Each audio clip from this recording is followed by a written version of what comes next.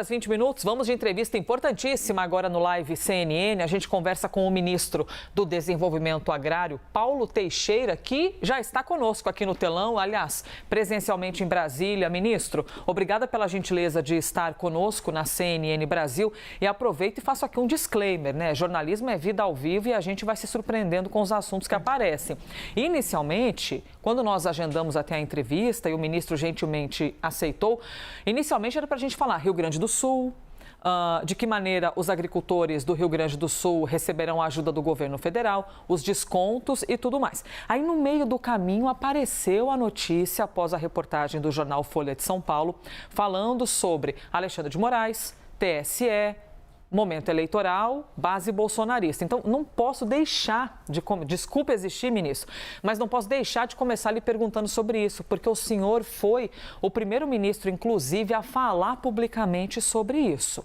Já quero, então, lhe ouvir como o senhor avalia, enxerga essa reportagem que fala sobre o rito de Alexandre de Moraes nesse processo que mirou bolsonaristas. Olha, eu quero primeiro cumprimentar a você, Elisa Vec, a Basília Rodrigues, a Clarice Oliveira e a todos os telespectadores do Jornal da CNN. Não há qualquer relação desse fato com a Vaza Jato. A Vaza Jato, ela mostrou que havia uma combinação de estratégias entre a acusação e o juiz. O Ministério Público e o juiz da causa, o Dallagnol e o Sérgio Moro. Essa combinação é ilegal e foi isso que anulou a Vaza Jato.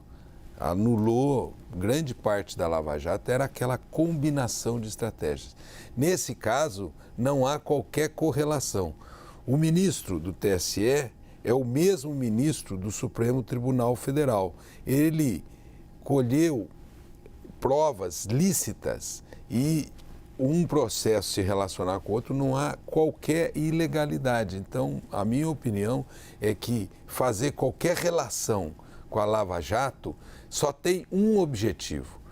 Querem usar esse fato para absolver o Jair Bolsonaro. Então não tem qualquer ilegalidade que possa chegar nesse resultado.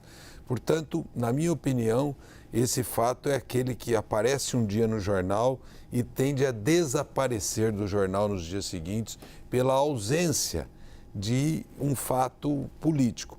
O que tem de parecido nos dois é um personagem que é o Glenn. E nesse caso, ao meu ver, o Glenn está errando fortemente em querer fazer uma correlação de um fato com o outro. Na verdade, o ministro Alexandre de Moraes agiu dentro das suas prerrogativas, não cometeu qualquer ilegalidade e, portanto, não há por que fazer correlação com a Vaza Jato e não vai ter o mesmo resultado que a Vaza Jato teve. Na verdade, o ministro Alexandre de Moraes agiu dentro das suas competências institucionais, junto com o Ministério Público, não há o que se falar aqui de ilegalidades. Ministro, mas o senhor também concorda que seja natural que ocorra um olhar atento a esse processo, inclusive para compreender o rito do Supremo com o TSE e que, eventualmente, até mesmo um ministro como Alexandre de Moraes, que figura bastante no noticiário, possa ser identificado algum, não sei se erro, mas algum rito que eventualmente não tenha sido o ideal para o processo? Porque uma coisa é a repercussão da notícia, que é uma bomba gigantesca. E outra coisa é o rito em si, e a reportagem também expõe que pode ter havido ali um meio não oficial da coisa toda. Olha, Elisa, na verdade, um olhar atento não corresponde a uma conclusão precipitada. E, na verdade, na minha opinião, a manchete dessa entrevista, dessa reportagem, ela é uma conclusão precipitada. Em segundo lugar, a montanha pariu um rato. Não é? Quer dizer, é uma tentativa de uma conclusão precipitada de provocar um resultado que, na minha opinião, não vai provocar. Então, nesse sentido, eu acho que a gente tem que ter um olhar atento. Todos nós temos que ter um olhar atento. Nós temos que ter um olhar atento sobre o Supremo Tribunal Federal, sobre o TSE. Nós temos que exigir um procedimento correto para todos os brasileiros, mesmo aqueles brasileiros que a gente discorda profundamente. Como no caso eu discordo, não tenho concordância em nenhum fato com o Bolsonaro. Mas, nesse caso, o Bolsonaro não foi vítima de uma ilegalidade. Na verdade, o procedimento do ministro Alexandre de Moraes está correto, irreparável, irretocável. E a acusação é uma acusação precipitada e sem fundamentos. Basília Rodrigues. Ministro, além da divulgação, das explicações que o senhor vai dar para a gente daqui a pouco sobre a renegociação das dívidas dos agricultores do Rio Grande do Sul e que tem tudo a ver com a sua pasta, o senhor tem usado muito as redes sociais para falar um pouco de tudo, Falar sobre o caso Moraes, falar sobre o relógio do presidente Luiz Inácio Lula da Silva e também sobre a Venezuela. Então, aqui a gente vai tratar um pouco desses aspectos políticos também com o senhor. Sobre o relógio, que foi objeto de um julgamento no Tribunal de Contas da União, decidindo que este item, este acessório, pode ficar com o Lula. O senhor acha que ele deve devolver? O senhor foi às redes sociais dizendo que o Lula vai devolver. É isso que vai acontecer? Então, Basília, a mesma tentativa hoje que se fez nessa conclusão precipitada, atabalhoada em relação ao ministro Alexandre, a mesma tentativa se faz no tema dos relógios. O relógio, o presidente Lula ganhou em 2005. Era uma legislação. De lá para cá, a legislação mudou. Então, estão absolvendo o presidente Lula de uma legislação anterior. O ex-presidente Bolsonaro recebeu joias do exterior, tendo havido negócios com o exterior, ele recebeu essas joias. Essas joias pertenciam ao erário público, ele se apropriou, vendeu e fez dinheiro nessas joias que não lhe pertenciam. Logo, ele não pode ter o mesmo tratamento. Então, o que o presidente Lula fez? Diz o seguinte: ele que estava sendo beneficiado por uma legislação anterior, mesmo ele não queria dar causa a um ex-presidente que agiu contra a legislação, cometeu crime. Portanto, ele fez como um gesto para dizer o seguinte: não usem isso aqui como jurisprudência, porque a legislação era uma no meu caso e era outra no caso do Bolsonaro. E o Bolsonaro tem que responder pelo crime de apropriação indébita de um bem público, que era uma joia recebida como presente que deveria estar sob a custódia do Estado brasileiro. Explicando aqui para quem nos assiste que o ministro está olhando para o ladinho porque eles estão no mesmo ambiente que a Basília e a Larissa. Por isso está olhando ali um pouquinho para o outro lado, olhando diretamente para a Basília. Só explicando, né, ministro, que o senhor não está ali, alguém vai ver. Mas está olhando aleatoriamente para onde? Não, é porque ele está pertinho da Basília e está respondendo. Mas eu agradeço a sua dica, eu vou olhar agora só para cá. Coisas da televisão. Bom, vamos aqui em frente, seguimos ao vivo com o ministro Paulo Teixeira. Clarissa Oliveira, por favor. Bom dia, ministro. Muito obrigada pela presença aqui no Live CNN. Ministro, eu vou pegar embalo aqui nas minhas colegas e vou trazer o tema da Venezuela para a nossa conversa, porque a gente está vindo aí de uma semana muito tensa para o governo do presidente Lula. O senhor costuma acompanhar bem esses assuntos, já auxiliou ali nas discussões internas do PT sobre esse tipo de tema também. Eu gostaria de saber como que o senhor encara essa coisa de o Brasil continuar em cima do muro. A pressão externa está muito forte. Há ali uma expectativa de que o governo brasileiro em algum momento se manifeste, tome uma posição. E até agora isso não vem e tem muita gente encarando isso como uma digital ali do presidente Lula de fazer um endosso a Nicolás Maduro, apesar de todos os indícios de que essa é uma eleição que não tem legitimidade. Eu gostaria de saber a avaliação dos senhores, tem alguma expectativa que o senhor ouça aí nas suas conversas por uma posição formal do Brasil a respeito dessa crise lá na Venezuela? Clarissa, o presidente Lula nem o Brasil estão em cima do muro. O presidente Lula se pronunciou desde o primeiro dia. O primeiro dia, o dia da eleição, ele teve a informação que a eleição, o dia da eleição, tinha transcorrido na normalidade. Foi essa a expressão dele. E não há quem divirja. O dia da eleição aconteceu normalmente, não houve brigas, não houve disputas que não fossem as disputas legítimas e políticas. Em segundo lugar, quando veio a acusação em relação ao resultado das eleições, o presidente Lula se pronunciou dizendo: queremos as atas. Foi a postura mais, eu diria, mais cautelosa que um vizinho podia ter em relação ao outro vizinho. Apresente as atas.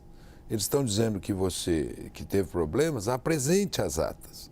E essa mesma posição, houve um alinhamento Brasil, Colômbia e México. E essa posição, a União Europeia e inclusive os Estados Unidos também reforçaram. E todo o esforço hoje do presidente Lula e da diplomacia brasileira, ministro Mauro Vieira, ministro Celso Amorim, é de pedir a apresentação das atas. E teve reportagens que já disseram que atribuem ao Brasil, dizendo que se não forem apresentadas atas, o Brasil não vai reconhecer esse processo eleitoral. Por essa razão que eu quero dizer que o Brasil não está em cima do mundo. Você mesmo usou um termo que eu achei que vale para esse fato. Você falou indícios. Indícios não podem configurar o resultado. E o Brasil está agindo de maneira cautelosa para ser um mediador no conflito, para ter um desdobramento correto desse conflito. Eu acho que o Brasil não perdeu a sua condição de mediador, outros já perderam. Por exemplo, teve gente que antes de qualquer debate falou, teve presidente da República antes de qualquer debate que já reprovou, já disse, houve fraude, etc. Não vai ser mediador quem agiu assim. O Brasil vai ser mediador e está com a posição correta. Nós queremos conhecer as atas e vai continuar cobrando as atas até um determinado momento, porque nós temos que mediar um resultado para superar esse conflito na Venezuela. Isso é que o senhor avalia que houve transparência, ministro? Houve transparência no olhar do senhor no processo na Venezuela? Elisa, eu estou na posição do governo brasileiro.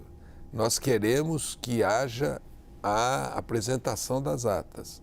Assim que apresentarem as atas, nós vamos saber como foi o resultado. Mas, ministro, as atas ainda têm valor nesse momento, depois de tanto tempo? Porque já teve, inclusive, tempo para manipular essas informações. Como que a gente pode confiar no resultado dessas atas a essa altura do campeonato? Ora, a única maneira que a gente tem para saber do resultado é conhecendo as atas. Sabendo ata de urna eleitoral por urna eleitoral. E o Brasil vai estabelecer essa exigência. E essa exigência é a condicionante para o Brasil reconhecer o resultado das eleições da Venezuela. Larissa Rodrigues. Ministro, aproveitando, a presença do senhor, agora vamos falar do que o senhor inicialmente veio aqui para nos responder, Qual que é a expectativa, os projetos? Tem toda uma cobrança, inclusive, do agro, que é, desde sempre, uma dificuldade, digamos assim, de relação com o próprio presidente da República, numa tentativa de dar subsídios, ajudar os produtores rurais do Rio Grande do Sul. A sua pasta, como que está vendo isso agora? Que projetos que tem agora na mesa? Chegamos agora no objetivo inicial da entrevista. Mas calma que a entrevista ainda não acabou. A gente pode perguntar muita coisa ainda. Mas tudo que for tratado aqui é legítimo e a gente tem que tratar, porque nós moramos nesse país chamado Brasil e todos os problemas a gente não pode se recusar a tratá-los. Rio Grande do Sul. O presidente Lula baixou um decreto no dia de ontem, ofertando 1 bilhão e 800 milhões de reais para perdão das dívidas dos agricultores atingidos pela crise climática que gerou aquele acidente muito importante no Rio Grande do Sul. E esse 1 bilhão e 800 milhões cobre toda a agricultura familiar. Toda a agricultura familiar está coberta. A gente fez um estudo de qual os valores dos créditos e a gente a norma, o decreto que o presidente Lula baixou ontem, ele vai perdoar na proporção direta do dano. Se teve um dano baixo, basta uma autodeclaração ao banco, o banco vai mandar para o Conselho Municipal, supostamente o Conselho Municipal tem o conhecimento do fato e valida aquela perda. Se foi um dano médio, vai precisar de um laudo, além da autodeclaração, um laudo que possa ser dado ou pela Emater ou por um perito privado. E assim entra no banco, o banco manda para o município e vai ter o perdão daquele dano médio.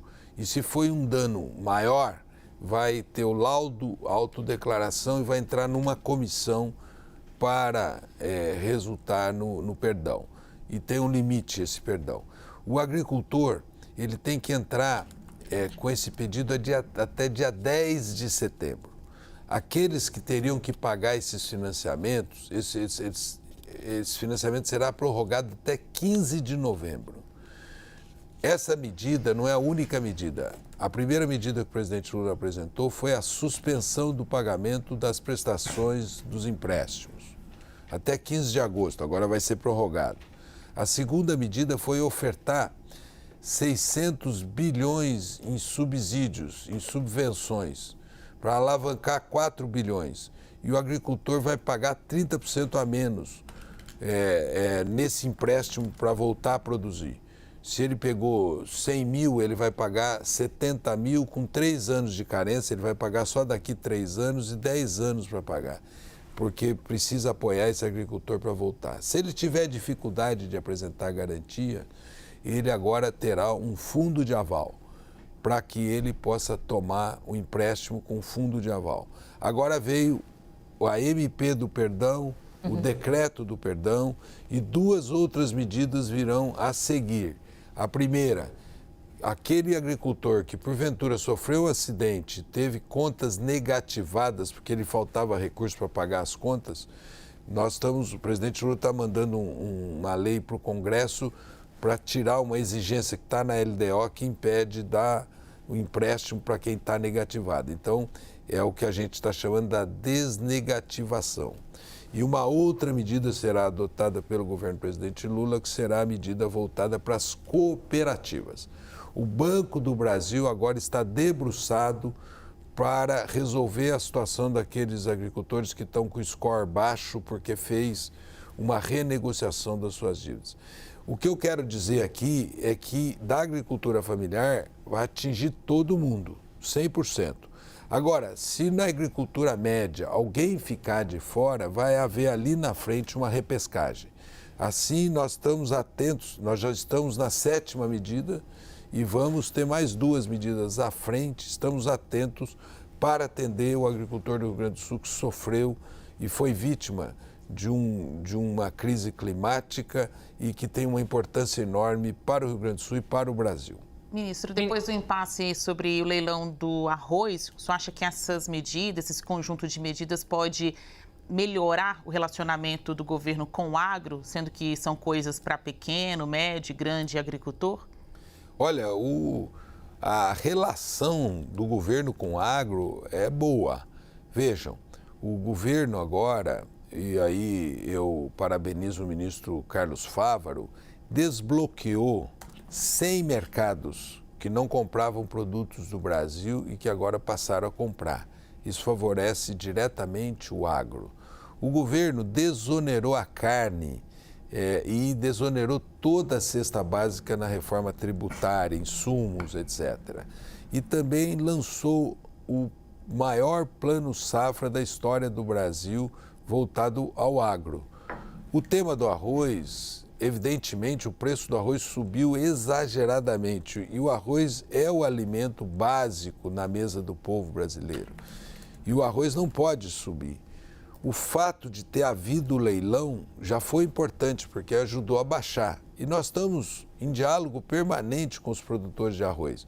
E a boa notícia que eu quero dar aqui hoje para vocês, é a primeira vez que eu falo numa rede de TV, é que a produção de arroz vai aumentar no Centro-Oeste, no Nordeste e no Norte do Brasil, porque a Embrapa descobriu uma semente nova que se adapta às chamadas terras altas e que tem altíssima produtividade. E como o preço do arroz está alto, muitos agricultores introduzirão o arroz naquela rotação que se faz de plantações no Brasil, principalmente na área irrigada do Brasil. Ministro Paulo Teixeira, ministro do Desenvolvimento Agrário, muito obrigada pela gentileza de conversar com a gente, falar sobre o assunto principal e também a gentileza de responder outras questões fora da pauta, mas que são muito importantes para os brasileiros e para as brasileiras. Muito obrigada, ministro. Eu que agradeço. Tem 4 entrevistadoras, todas mulheres. Eu quero parabenizá-las a vocês, eu agradeço muito. Elisa Vec, Basília Rodrigues, Clarice Oliveira e tem uma quarta que a Larissa Rodrigues. Larissa Rodrigues. Então... Você mistura os 2 nomes, ministro, da Larissa, quase. Mistura os 2. Muito obrigada. E olha, parabéns à CNN por ter entrevistadoras mulheres com tanto brilho. Muito obrigado por participar aqui do programa de vocês. Muito obrigada, ministro.